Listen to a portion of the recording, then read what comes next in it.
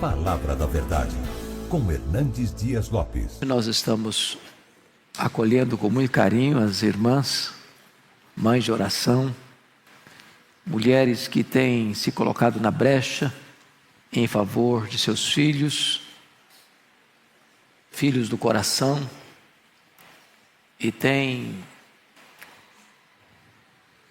se prostrado diante de Deus para ver os seus filhos de pé na presença de Deus. Hoje eu não vou pregar um sermão como normalmente faço, uma mensagem expositiva, mas vou tratar de um tema que é a oração. E o texto que eu vou ler está em Tiago capítulo 5, verso 16, a parte B do versículo. E esse texto é uma referência à necessidade de orarmos uns pelos outros, e depois exemplificado pela vida de oração do profeta Elias. Mas o verso 16, a parte B, está escrito: muito pode, por sua eficácia, a súplica do justo. Vamos repetir isso? Muito pode, por sua eficácia, a súplica do justo. É um fato que Deus é soberano. É um fato que Deus faz todas as coisas conforme o conselho da sua vontade. É um fato que Deus está assentado no trono e tem as rédeas da história em suas mãos. É um fato que a vontade de Deus prevalece. Entretanto, Deus, na sua soberania, decidiu agir através da oração do seu povo. Há pessoas que dizem: não, oração não muda nada. Não é o que eu vejo na Bíblia. Deus muda circunstâncias através da oração. Deus transforma pessoas através da oração. Deus cura enfermos através da oração.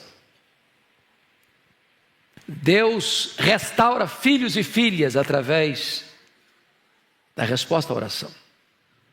Deus visita a sua igreja e fortalece a sua igreja em resposta à oração. Deus traz avivamento às nações em resposta à oração. Deus age por meio da oração.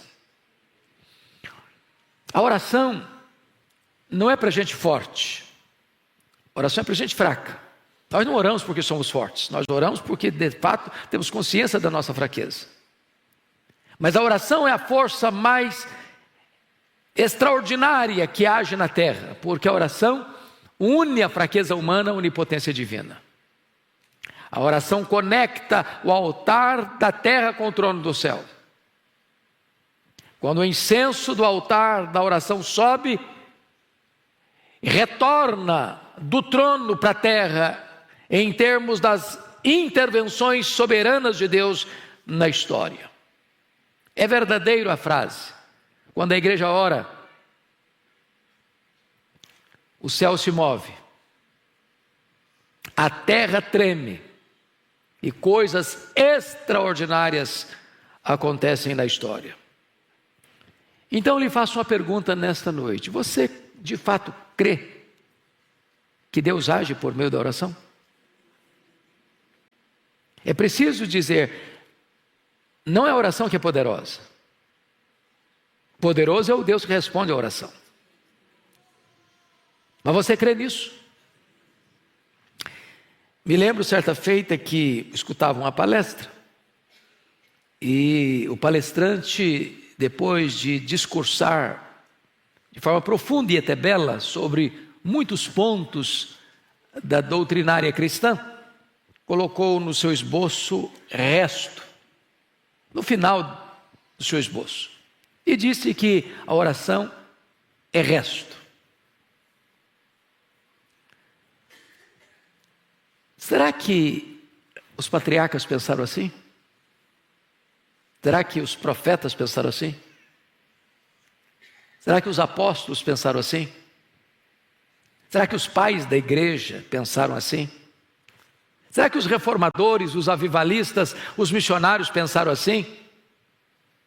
E quando eu abro as Escrituras, eu vejo Abraão orando,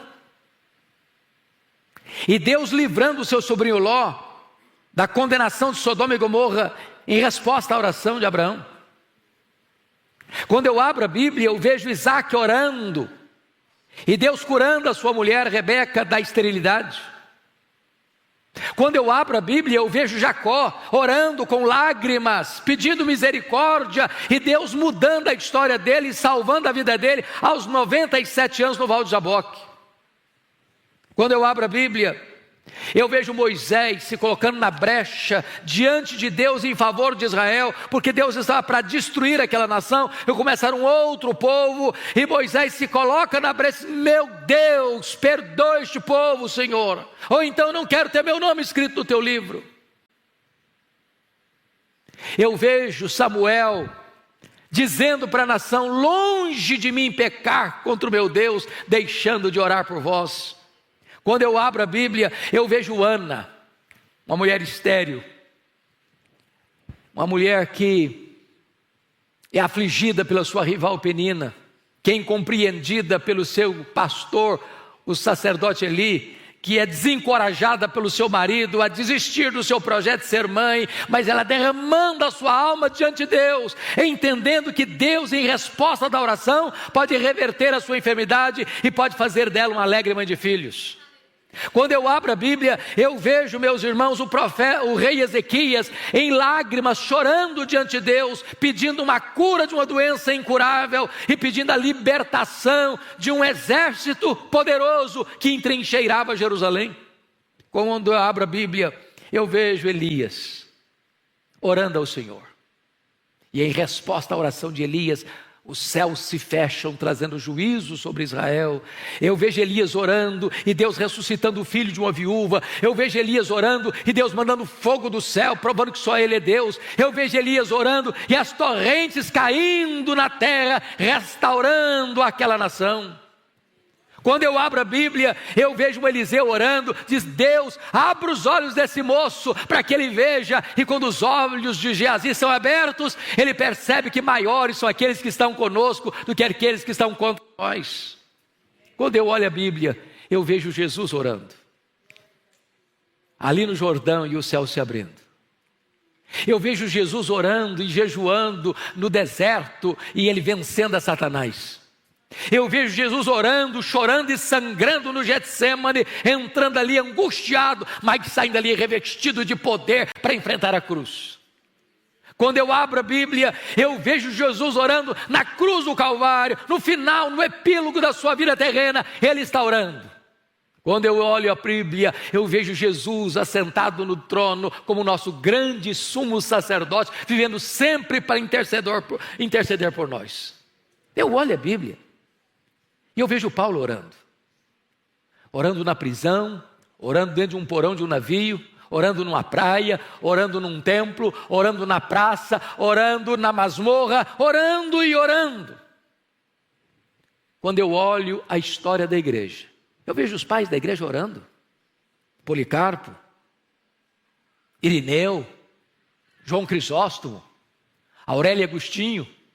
Quando eu abro o livro da história, eu vejo os nossos irmãos pré-reformadores orando: John Wycliffe, John Hus, Jerônimo Savonarola. Quando eu abro o livro da história, eu vejo os reformadores orando, eu vejo Lutero orando, eu vejo Calvino orando, eu vejo John Knox orando e clamando e chorando diante de Deus: dá-me a Escócia para Jesus, senão eu morro. Quando eu olho para a história, eu vejo, meus amados, os avivalistas orando. E o avivamento chega em 1739 na Inglaterra, e o avivamento chega em 1745 na Nova Inglaterra, em Massachusetts. Quando eu vejo os avivalistas orando, eu vejo o grande avivamento de 1857 nos Estados Unidos, eu vejo o grande avivamento de 1904 no país de Gales, eu vejo o grande avivamento de 1907 na Coreia do Sul, eu vejo o grande avivamento, meus amados irmãos, na missão Quatsabanta em 1966, quando a igreja ora, o Espírito Santo é derramado sobre o seu povo. Quando eu abro o livro da história, eu vejo os missionários orando: William Carey, Hudson Taylor, eu vejo David Brainerd, Eu vejo Carlos Studd, eu vejo John Hyde orando, e orando, e orando. Quando eu olho para a história, eu vejo que os crentes que impactaram o mundo foram homens e mulheres de oração. E eu gostaria que hoje você pudesse ir parar, pensar um pouco comigo. Por que nós precisamos de orar hoje? Porque este avivamento que nós tanto desejamos na nossa vida, dentro da nossa casa, atingindo os nossos filhos, reverberando para a igreja, impactando a sociedade, transformando a tessitura da nação, vem em resposta da oração. Não foi assim no Pentecostes? Quando o Senhor Jesus Cristo se dirigiu aos seus discípulos dizendo: permanecei na cidade até que do alto sejais revestidos de poder. E eles entenderam que esse permanecer não era um permanecer calados ou acomodados ou omissos ou acovardados, porque diz a Escritura lá em Atos 1,14 que todos retornaram para o cenáculo e todos perseveraram unânimes em oração e fizeram isso durante 10 dias ininterruptamente, quando de repente, num domingo, às 9 horas da manhã, os céus se fenderam, o Espírito Santo foi derramado, um vento impetuoso entrou naquela casa, línguas como de fogo pousando uma sobre cada um deles, e todos ficaram cheios do Espírito Santo e passaram a falar em outras línguas as grandezas de Deus. Eu vejo, meus amados irmãos, que a oração é a base do avivamento. Está escrito lá em 2 Crônicas 7,14: se o meu povo, que se chama pelo meu nome, se humilhar e orar e me buscar e se converter dos seus maus caminhos, então eu ouvirei dos céus, perdoarei os seus pecados e sararei a sua terra. Eu encontro na Escritura lá em Isaías 44,3 que Deus vai derramar água sobre o sedento e derramar torrentes sobre a terra seca. Deus quer um povo que tenha sede dele, que tenha fome dele, que o anseie mais do que as riquezas deste mundo. E então, quando a terra estiver seca e quando o povo estiver sedento, Deus manda água sobre o sedento, Deus manda torrentes sobre a terra seca. Eu fico olhando a história, e vocês muito conhecem a história de Charles Haddon Spurgeon, um príncipe dos pregadores do século XIX, um homem que enfrenta o liberalismo teológico que estava devastando a igreja, que permaneceu firme, fiel, pregando o evangelho com grande graça e poder na cidade de Londres, recebendo milhares e milhares de pessoas todos os domingos para ouvir o evangelho. E alguém um dia perguntou ao Spurgeon qual o segredo do crescimento desta igreja e do impacto que esta igreja tem em Londres, na Inglaterra e no mundo. E ele respondeu: é que esta igreja tem uma usina de poder. E perguntaram: o que significa isso, uma usina de poder? Ele respondeu: esta igreja tem uma reunião de oração toda segunda-feira, onde centenas, onde milhares de pessoas vêm para buscar a face de Deus. E tem mais, no baixo do púlpito, onde estava o púlpito, havia uma sala, e ali tinham os irmãos que enquanto ele pregava, os irmãos oravam, e quando ele sentia que precisava mais de poder, ele batia o pé no assoalho, e isso soava lá embaixo, e eles fortaleciam ainda mais o clamor aos céus, e dessa maneira ele entendia que não há poder na palavra, a não ser que haja um povo comprometido com oração, porque não há púlpito com poder, com bancos vazios de oração. Amados irmãos, eu olho para a história e vejo o que aconteceu nos Estados Unidos em 1857. Acho que vocês bem sabem da história do colapso financeiro que atingiu a América no ano de 1850. Naquela época, os bancos faliram, as estradas de ferro que transportavam seus produtos por país afora entraram em colapso.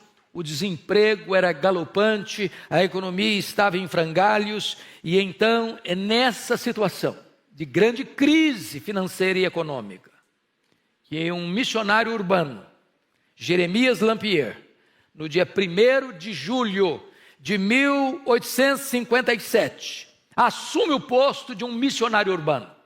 E então ele escreve um folheto, e ele distribui esse folheto em Nova York.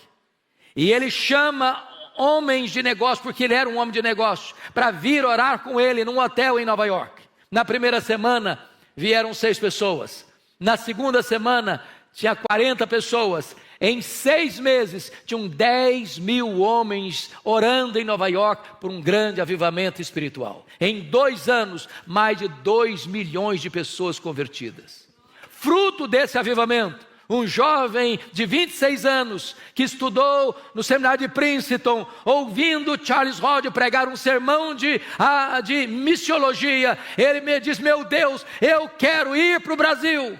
Alguém disse: você é louco, aquele país é um país muito pobre, aquele país tem doenças endêmicas, você é filho caçula, a sua mãe já está idosa, você tem igrejas grandes aqui na América que podem receber você. E ele diz: o lugar mais seguro para um homem estar é no centro da vontade de Deus. E como fruto desse avivamento, ele vem ao Brasil e chega aqui no dia 12 de agosto de 1859 para plantar a Igreja Presbiteriana do Brasil, fruto daquele poderoso avivamento espiritual.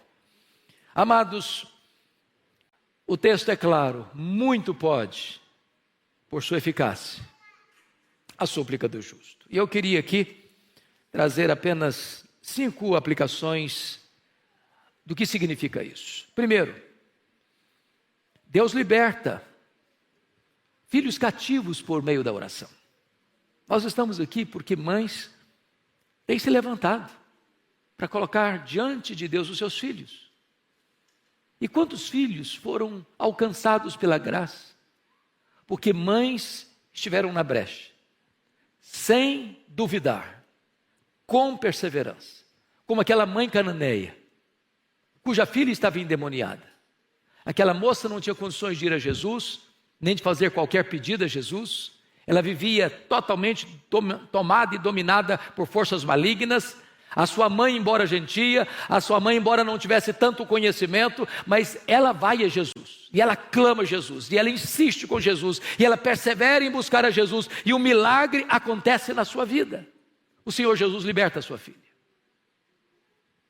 Eu fico olhando a história, por exemplo, de Mônica, que orou por Agostinho 30 anos. 30 anos, era um homem culto, ele era um professor de oratória, mas era um homem devasso, e ela orou, e ela chorou, e ela orou, e ela chorou, até que o seu filho se converteu ao Senhor Jesus Cristo. E mais tarde o Ambrósio foi a dizer: um filho de tantas lágrimas não poderia se perder. Deus age e liberta e salva por meio da oração.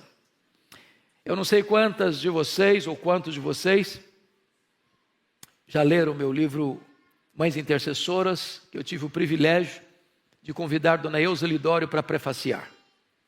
Dona Eusa Lidório, no prefácio desse livro, narra uma história que o Ronaldo Lidório vivenciou entre os quechuas, no Sendero Luminoso, lá no Peru, quando ele era ainda seminarista. Ele foi para lá para fazer um trabalho missionário, e naquele tempo o Sendero Luminoso, um grupo terrorista, estava prendendo cristãos, matando cristãos. E todos sabiam que se um Sendero Luminoso entrasse numa igreja e capturasse alguém, era impossível capturar essa pessoa ou resgatar essa pessoa com vida. E o Ronaldo estava pregando, quando entra o Sendero Luminoso, e apanha ele e ao companheiro dele. Colocaram um capuz, jogaram dentro de um carro e saíram às pressas para ser levado para o pelotão do fuzilamento, para o paredão do fuzilamento. E o Ronaldo relata o fato de que houve muita angústia no coração dele. E naquele período em que ele estava sendo levado e sabendo para onde ele estava sendo levado e qual seria o seu destino, ele diz: meu Deus, eu não estou em paz. Então se o Senhor quer que eu morra, o Senhor me dê paz. Mas se o Senhor me der vida, eu quero consagrar mesmo a minha vida para dedicar toda a minha história para a pregação do Evangelho. Mas curiosamente, naquela noite, a sua mãe, que estava aqui no Brasil, foi despertada, inquietada, angústia na alma, e ela levantou da sua cama e andava de um lado para o outro, diz: meu Deus, eu não sei o que está acontecendo com meu filho, eu não sei o que está ocorrendo com ele, mas eu estou com o coração aflito. Então, Senhor, onde ele estiver, como ele estiver, manda os teus anjos, envia o teu socorro, traz o teu livramento. E o Ronaldo disse que quando ele estava sendo levado, tirado do carro para ir para o paredão, passa um carro com muito barulho e o toma e o enfia dentro do carro e sai correndo com ele. E ele foi liberto de uma maneira extraordinária, porque naquela noite Deus levantou uma mãe aflita, mas intercessora, para colocar-se na brecha em favor do seu filho. Deus responde oração. E levanta filhos, e restaura filhos, e salva filhos, em resposta à oração de sua mãe. Mas, amados, notem vocês que Deus reverte situações humanamente impossíveis em resposta de oração. Quantas pessoas que já escutei isso, na oração não muda nada. A oração só muda você, mas nada vai mudar em Deus. Irmãos amados, o Senhor diz, a Bíblia ensina assim: pedi, dar-se-vos-á, buscai e achareis, batei e abrir-se-vos-á, porque todo que pede, recebe, todo que busca, encontra, todo que bate, abrir-se-lhe-á. Nada tendes, diz a Escritura, porque nada pedis. Então, quando você pede, você recebe. Pense comigo na história do rei Ezequias. O próprio Deus tinha mandado o profeta Isaías na casa dele para dar uma ordem, um veredito, um ultimato: põe em ordem a tua casa porque morrerás. E Ezequias ora e chora, e Deus muda o quadro, Deus muda o diagnóstico, Deus muda a sentença, Deus muda o ultimato, e manda de volta o profeta lá dizendo: olha, eu ouvi a tua oração, eu ouvi as tuas lágrimas, e eu te curarei, e eu libertarei Jerusalém do poder da Síria. Olha a história comigo de Pedro, lá em Atos 12, ele está preso, guardado numa prisão de segurança máxima, com 3 escoltas de 4 soldados cada uma. A morte dele já estava lavrada, a sentença dele já estava definida, ele morreria depois da festa, mas em resposta à oração da igreja que se colocou na brecha em favor dele, Deus mandou um anjo e tirou da prisão máxima e libertou Pedro, e aquele que haveria de matá-lo é quem morre. Deus reverte a situação em resposta à oração. Olha comigo a história de Paulo e Silas. Eles estão presos num tronco, no cárcere interior, com os pés amarrados com ferros, com as costas ensanguentadas, numa situação dramática. Mas diz a Escritura que por volta da meia-noite eles cantam e eles oram, e Deus manda um terremoto, e a única coisa que me impressiona é que esse terremoto só quebra